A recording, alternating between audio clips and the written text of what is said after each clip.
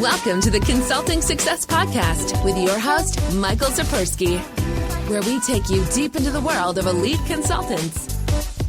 Hey, it's Michael Sapersky, and today I'm very excited to have Emma Sharley joining us. Emma, welcome. Thank you, Michael. Great to be here. So Emma, for those who aren't familiar with you and your work just yet, explain what you do. I am a brand and marketing consultant. I have been consulting for just over 2 years, primarily working with retail clients, technology clients, and although those in the lifestyle category.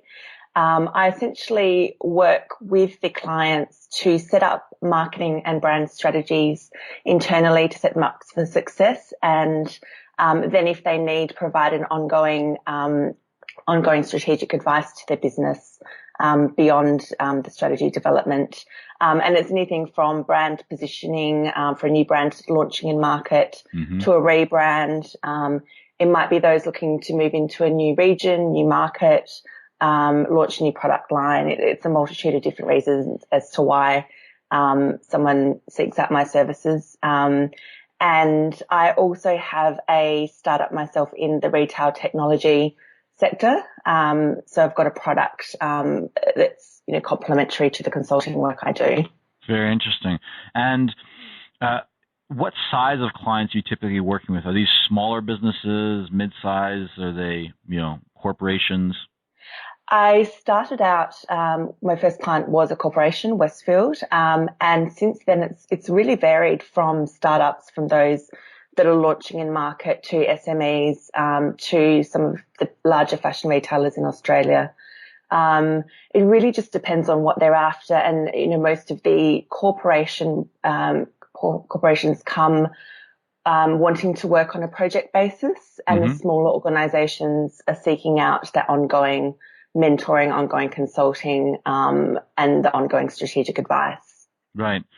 So let's kind of go back a little bit, take us back to the early days. How did you actually get into, before you even started consulting? I know you said it's been about 2 years now or so that you've been running your consulting business, but before that, what were you doing?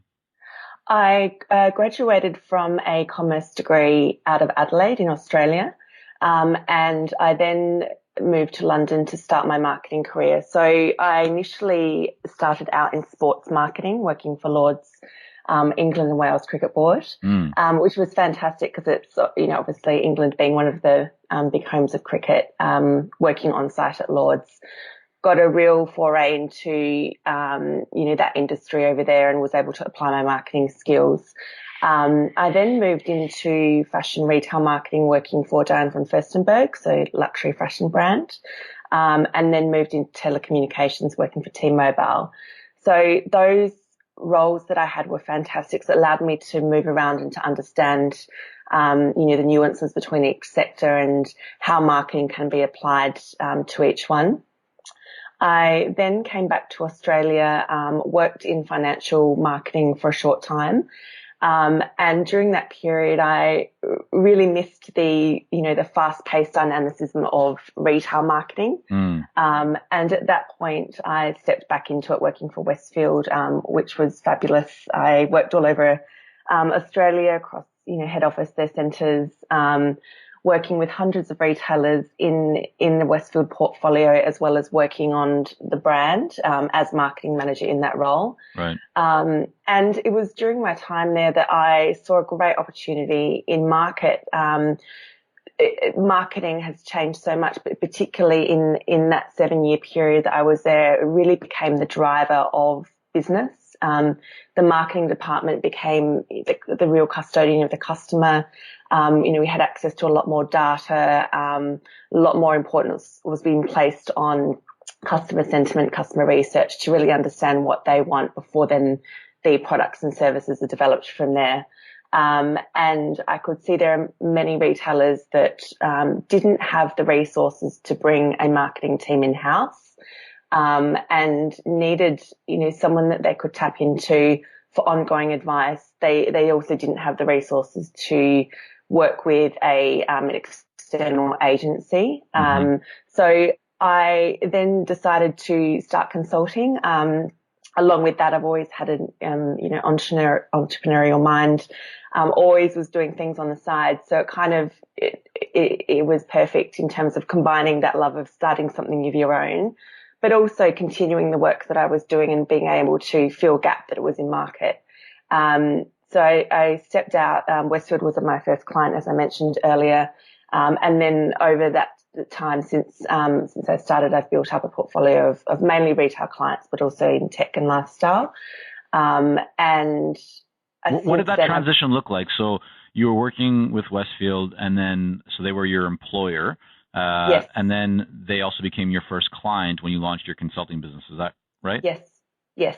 What did that conversation look like with them? Were they very supportive? Was that something that you had to kind of keep working on for a period of time? Yeah, they were very, very supportive. Over that 7-year period, I developed some great relationships, very, very talented people I worked alongside, a lot of mutual respect. So when I stepped out of the organisation, there was a project that I picked up to launch one of the new centres in market. Mm-hmm. So it was my first project, 5 months. So I worked on that with the team.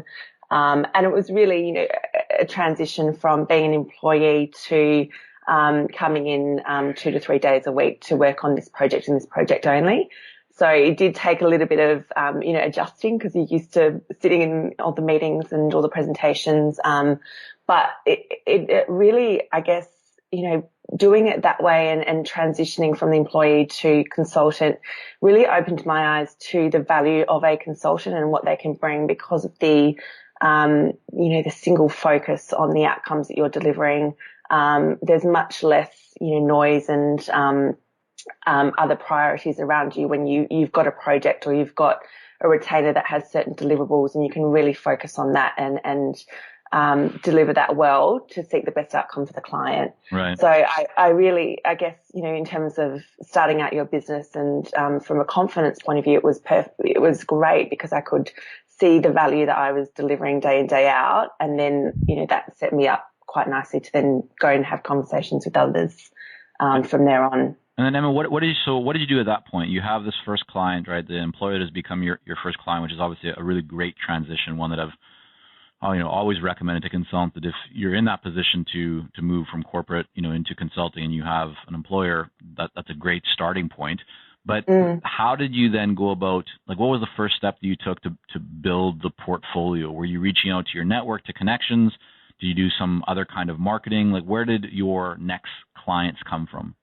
Yeah, I first of all set up my own channel. So I'd always been quite active on LinkedIn and Twitter, got a website and became more active on those channels in terms of sharing content, etc. Mm-hmm. I went to a lot of events. I think, working in corporate, there is a certain limit on your time because you're in the office so much, and, being able to run your own schedule and go to as many events as you like or have as many meetings as you like that are related to other people and find out what they're doing is just fantastic. So I really made the most of that in the first couple of months.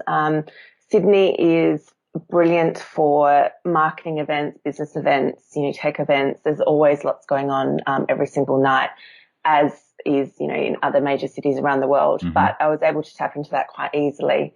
My main focus in the first few months was just really developing a network of those who were doing similar things and doing some exciting and great things in the market, to find out, a bit more about their journey. And out of that, came a few partnerships. So other consultants I've worked with since, who have complementary skill sets to what I do. But it was never the intention to kind of, go out and seek people that I could bring on for projects or to seek clients. It was more around just to ground myself in the landscape, find out what was happening, really understand the ecosystem, build a network, because your network's extremely different when you consult, in comparison to when you're working for someone, a completely different mix of those that are running their own business and doing their own thing, that you're able to then kind of bounce ideas off and tap into when needed. So the events played a big part in the first couple of months. I also started teaching with General Assembly, so hosting workshops with them, they run a series of different classes, workshops, events around digital marketing, brand and marketing technology. And that was a great start to be able to share my knowledge in a forum where, there were 15, 20 businesses in each session, to really refine, I guess my positioning and the value that I could bring to market to understand where the gaps were a little bit further. Did you get clients from that, from teaching? Yeah, I did. I did have a few come through, and I do, I do that regularly now, and there's always a couple that reach out, for work. It's, I guess, now to a point where, it's more about sharing that knowledge to as many as possible, and workshops are a great way to do that, right, in line with blogging and content. I think the conversations and the teaching, and meeting so many businesses in the first few months really helped me understand, what value I could bring and where I wanted to position myself in the market. There weren't a lot of other marketing and brand consultants at the time. But for me, it was really important that I was clear on, what particular industries I wanted to work with, how I wanted to work with them, so that then I could make sure that, I was working with the right kind of clients, to kind of set them up and set me up for the best success long term. Right. And Emma, so when you started your business, or in the first, let's say 6 months to a year, what did you find most challenging? What was hard for you, or that you spent a lot of time maybe worrying about, or just feeling unclear about, or was just challenging for you? In the beginning, there wasn't a lot of information around, the consulting model.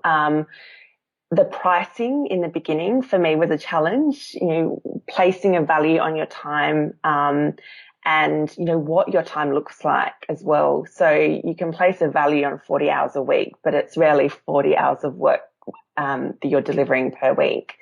It's more than that. And then also factoring in, many other things that are not necessarily related to clients' work. So probably the time and the pricing, and over time, that's become a lot easier. But for anyone that's looking to launch a consulting business, I'd say spend time on that. Don't rush it, because it's really important to get that right. Sure. And what else has stood out for you? What other challenges kind of came up for you?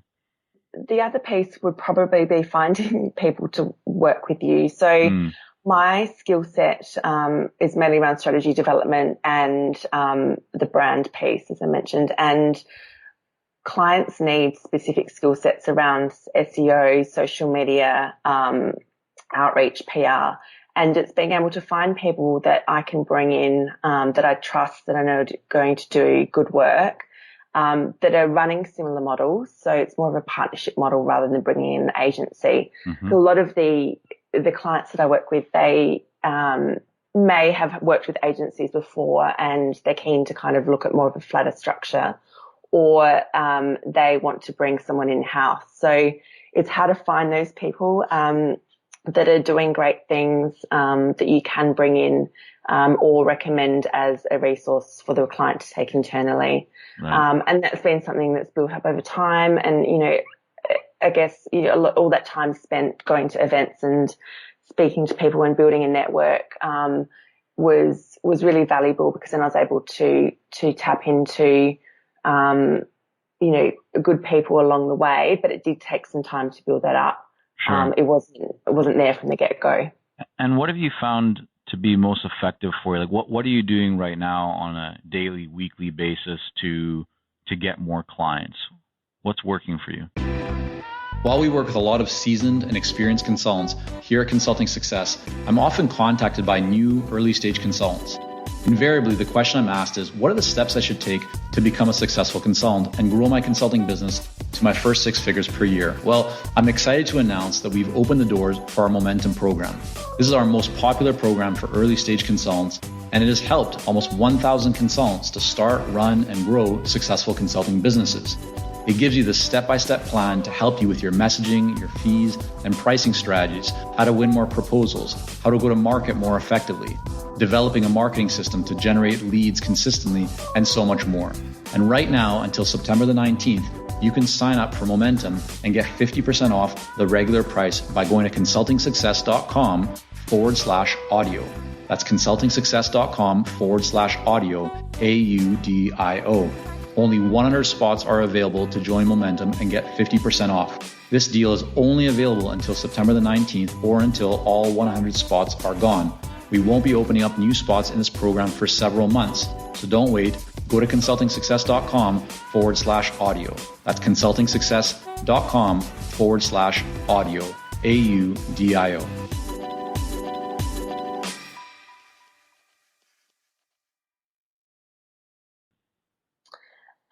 I still run the workshops. I do quite a bit of speaking as well. Mm-hmm. I am big on community, so I love organising events to bring people together to talk about what's happening in the industry, the latest developments, and what the future of marketing retail looks like. So how do you do that? What does that look like? Are you using like meetup.com or is it through Facebook, or what's the approach there? Meetup. So I run the Retail Tech Sydney meetup in locally here.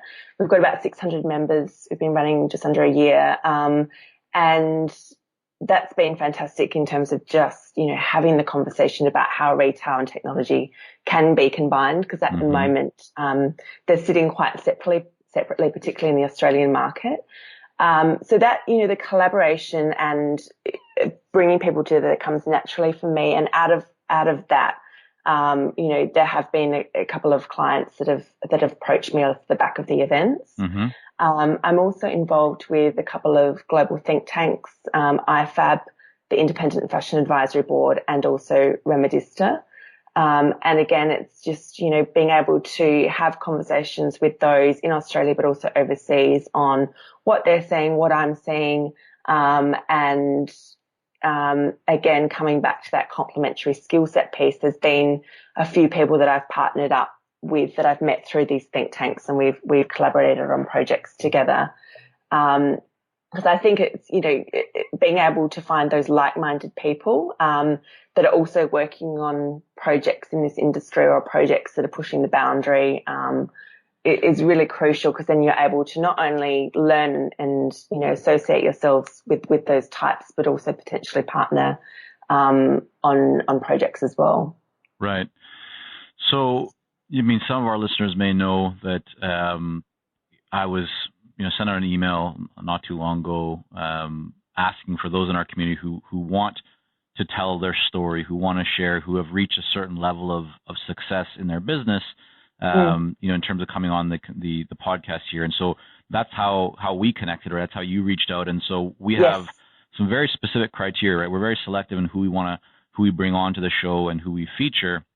And so, you've achieved a level of success in your business. And, looking back, even though it's only been a couple of years since you started your consulting business, what would you identify or highlight as maybe the biggest learning, if there was one that you could identify? Maybe there's two or three and you can share those as well, but what stands out for you as being something that maybe once you figured out how to overcome it, or you just put it into actual practice in your business, made the biggest difference for you in terms of momentum and revenue growth?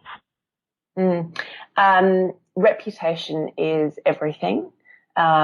Not only if you're a sole consultant, but also if you're running a consulting business with a team.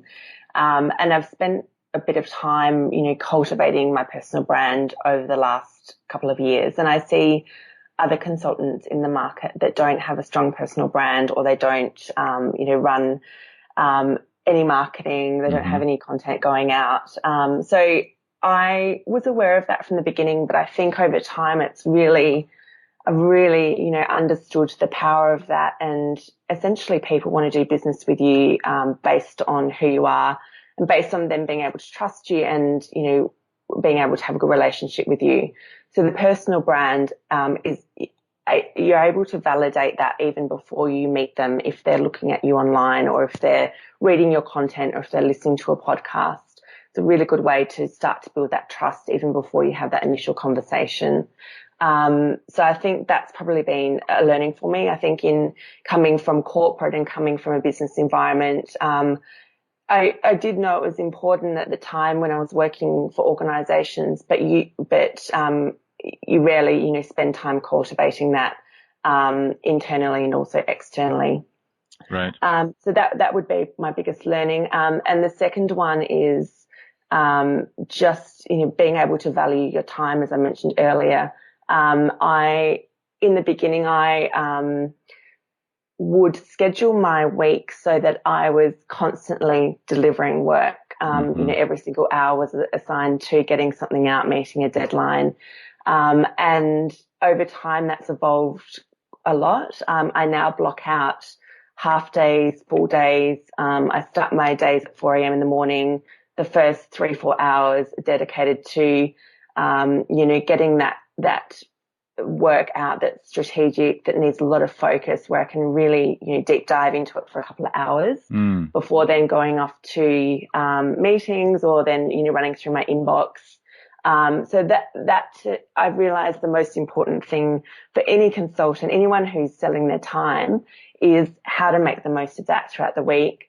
Also allowing time to replenish and take time out, because you're constantly in output mode.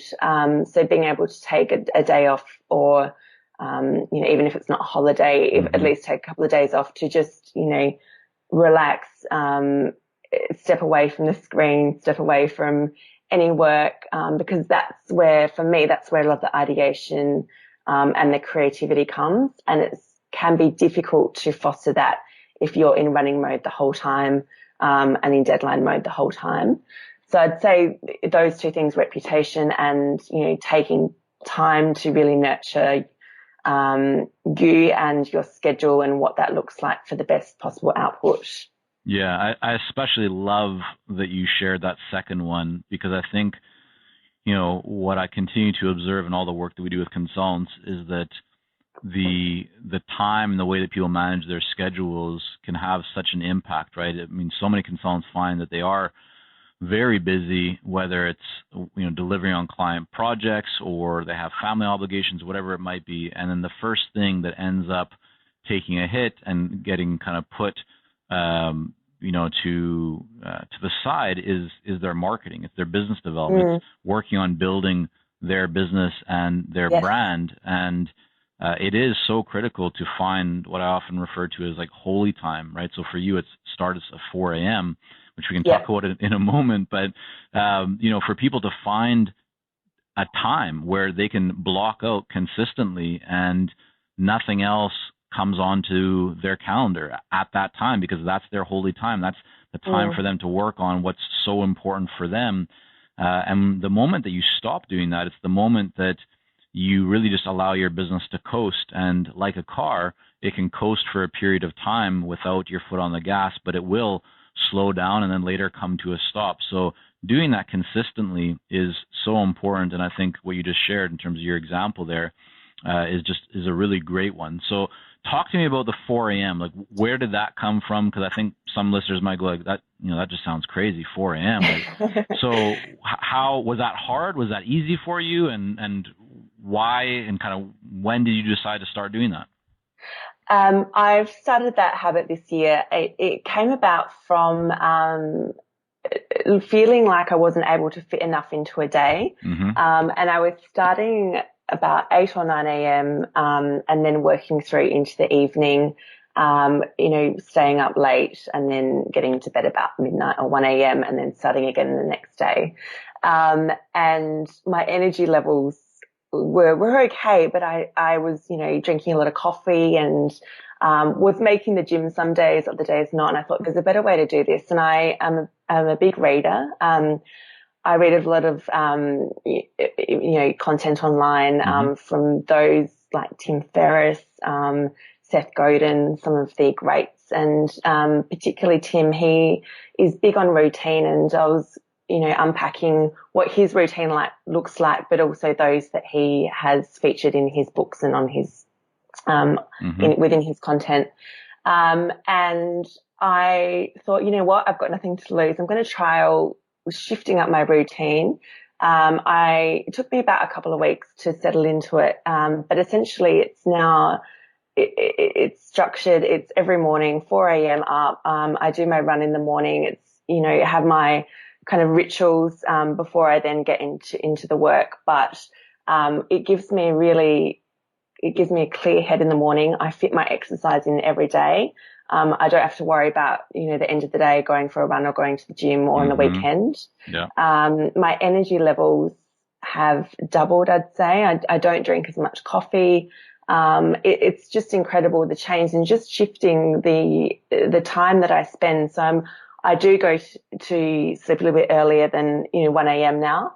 But getting a start at 4 a.m., it feels like you, have got a start on everything else, in a way, and everyone else. So you're able to be a step ahead the whole day. Whereas, prior to that, there were times and days, those that were kind of back to back or hectic with deadlines that I always felt like I was a step behind. And this allows me to always feel like I'm a step ahead and be really organized and, deliver consistently on what I need to without feeling like I'm, running to the finish line. Right. Essentially, you're getting like the priority items done, right? Correct. Or the big thing for the day at the start of the day, which means it doesn't matter what comes up throughout the day. Like life throws all kinds of things at all of us, right? Yep. And oftentimes those important things then, because sometimes the important ones are often, I would say, the hard ones are the ones that we maybe have some fear against doing, or the things that we don't maybe like doing as much in some cases. Absolutely. And so they get kind of put off. But by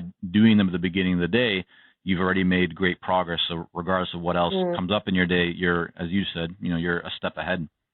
And I think most of the consultants I've met really thrive on, that achievement and accomplishment and are driven by that. So by doing this, it's, one big thing that you've got on your list, and you have that sense every day. And it may just be one and one only piece that you're accomplishing, but it's done, and then you can move on to the next day and look at what's the most important for that day, rather than trying to fit in 10 or 20 urgent or important items. It's just breaking it down into, what's the one or two things that I need to get done today that's going to set me up for tomorrow, or, set me up for this project, or whatever it may be. Yeah.